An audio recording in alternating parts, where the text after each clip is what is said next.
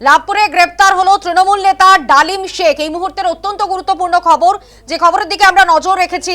লাভপুরে গ্রেপ্তার হয়েছে তৃণমূল নেতা ডালিম শেখ সহ 3 জন। ভোটারদের হুমকি দেওয়ার অভিযোগ উঠেছে তার বিরুদ্ধে। লাভপুর থেকে তাকে গ্রেফতার করেছে পুলিশ। প্রকাশ্যে ভোটারদের হুমকি দেওয়ার অভিযোগ উঠেছিল ডালিম শেখের বিরুদ্ধে। নির্বাচন কমিশনের অভিযোগ করেছিলেন লাভপুরের বিজেপি প্রার্থী দেবাশিস ওঝা। প্রশাসনের এই পদক্ষেপে খুশি এলাকার মানুষ। গ্রেফতার হলেন বীরভূমের তৃণমূল নেতা ডালিম শেখ। আগামীকালই আপনারা জানেন প্রথম দফা নির্বাচন রয়েছে, বীরভূমেও প্রথম দফা নির্বাচন, এবং তার আগেই ডালিম শেখকে গ্রেফতার করল পুলিশ।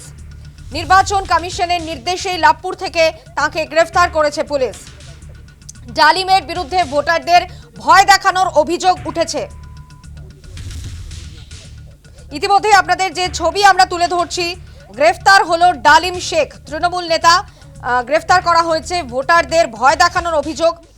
নির্বাচনের ঠিক আগেই কমিশনের নির্দেশে বীরভূমে গ্রেফতার করা হলো ডালিম শেখকে। আপনারা জানেন যে চলতি মাসের শুরুতেই কমিশনের নির্দেশে মুর্শিদাবাদের এক ব্যক্তিকে গ্রেফতার করেছিল পুলিশ, এবং তিনি মুর্শিদাবাদের তৃণমূল নেতা। তার বিরুদ্ধেও ভোটারদের হুমকি দেওয়ার অভিযোগ উঠেছিল। এবার গ্রেফতার হলেন বীরভূমের তৃণমূল নেতা ডালিম শেখ। ডালিম শেখের কি প্রতিক্রিয়া, কি বলেছেন শোনাবো আপনাদের।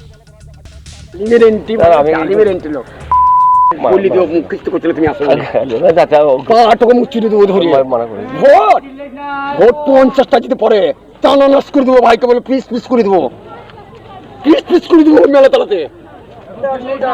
তখন চুপচাপ থাক, পিস পিস করে দেবো ভাইকে বললো। বলা করবো ওকে 4 তারিখের পর বাড়িতে বাস করতে পারবো না। এটা দেখে 4 তারিখ মফিকের বেটা সালা এমনি তো সালা ফিডরা খেয়ে বেড়া দালাল। ভোটের পর যে তোর কোনো বাপ থেকে আসবে মফিকের বেটা, প্লেট বাড়ি করে দেবো। ওই পাইপ যে প্লেট ফুট আছে এইখানে অপারেশন করে বাড়ি করে দেবো। ভোট জমাটা যাবে, হিসাব থাকবে, আর সেই বাড়ি করে ধরে আনবো, মেলা তাই বেঁধে রাখবো। সেদিন তুমি বলা পড়া আজ আবার কি করলো? আমি 3 বার পাঠাচ্ছি, 4 বার লোক পাঠাচ্ছি, ফোন ধরলো না। তবে কোন জায়গায় গেল এমএলএ? এমএলএ তোর বাপ হইলে কিন্তু চলে আসবে তোদের কথায়। বে ডালিম ছাড়া নাই বলি, স্যার ডালিমে একটা ভোট নেবো সামগাইয়ে। আর যে কোটা ভোট দিবি না, যদি 100টা পরে বলি দেবো এই বাড়ি, আর সেই বাড়ির কোনো ব্যবস্থা করে দিবে, আমরা ধরে নিয়ে আসবো। আপনারা জানেন যে এর আগেই কিন্তু তৃণমূলের তরফে বারবার দাবি করা হয়েছিল, আশঙ্কা প্রকাশ করা হয়েছিল যে তাঁদেরই 800 কর্মীকে গ্রেফতার করা হতে পারে, এবং এই আশঙ্কা প্রকাশ করে কলকাতা হাইকোর্টের দ্বারস্থও হয়েছিল তৃণমূল। এবং এমতো একটা পরিস্থিতিতে এবার গ্রেফতার করা হয়েছে বীরভূমের লাভপুর থেকে। গ্রেফতার করা হয়েছে তৃণমূল নেতা ডালিম শেখ সহ 3 জনকে। প্রকাশ্যে রীতিমতো ভোটারদের হুমকি দেওয়া হচ্ছে, এবং সেখানে কিন্তু আপনাদের দেখালাম যে ঠিক কি হুমকি দেওয়া হচ্ছিল ভোটারদের। আপনাদের যে ছবি আমরা তুলে ধরছি, এবার গ্রেফতার করা হলো বীরভূমের তৃণমূল লাভপুর থেকে গ্রেফতার করা হলো তৃণমূল নেতা ডালিম শেখ সহ 3 জনকে।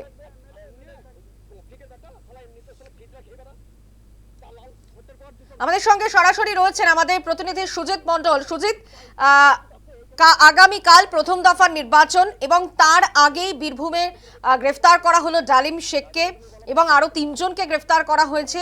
এবং আমরা জানি যে তৃণমূল কংগ্রেস আশঙ্কা প্রকাশ করেছিল এর আগে, এবং কলকাতা হাইকোর্টের দ্বারস্থও হয়েছিল তারা, যে 800 কর্মীকে গ্রেফতার করা হতে পারে, সেই আশঙ্কা প্রকাশ করা হয়েছিল। এবার এমতো একটা পরিস্থিতিতে এই আবহেই ডালিম শেখকে গ্রেফতার করা হলো, গ্রেফতার করলো পুলিশ নির্বাচন কমিশনের নির্দেশে।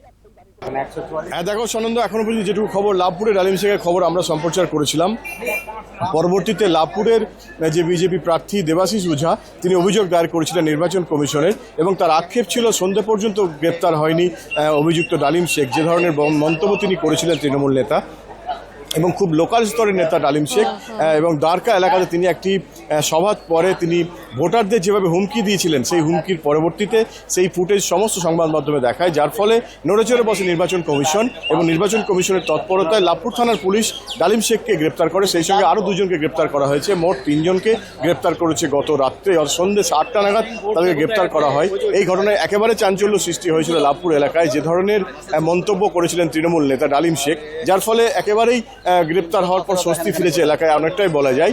তবে নির্বাচন কমিশন যে তৎপর রয়েছে বিভিন্ন জায়গাতে তা একেবারে প্রকাশ্যে আসছে, এবং বীরভূমের ক্ষেত্রে তো অবশ্যই বিভিন্ন সময় নির্বাচন কমিশনের যে পদক্ষেপ রয়েছে এখানে ভোটকে সুষ্ঠুভাবে নির্বাচন প্রক্রিয়াকে পরিচালনা করা তা একেবারেই এখানে রয়েছে। প্রচুর পরিমাণে কেন্দ্রীয় বাহিনী সহ বিভিন্ন জায়গাতে যেভাবে রুটমার্চ চলছে তাতে এমনিতেই, এবং যে যাদের নামে ওয়ারেন্ট রয়েছে তাদেরকে ইতিমধ্যেই তাদেরকে স্যারেন্ডার করতে হবে সেরকম নির্দেশ রয়েছে প্রত্যেকটা বীরভূমের থানাতে, যার ফলে একটা নির্বাচন কমিশনের ঘেরাটোপের মধ্যেই এবারে নির্বাচন হচ্ছে 2026-এর বিধানসভা নির্বাচন। ধন্যবাদ। আমরা কথা বলছিলাম, সরাসরি ছিলেন আমাদের প্রতিনিধি সুজিত।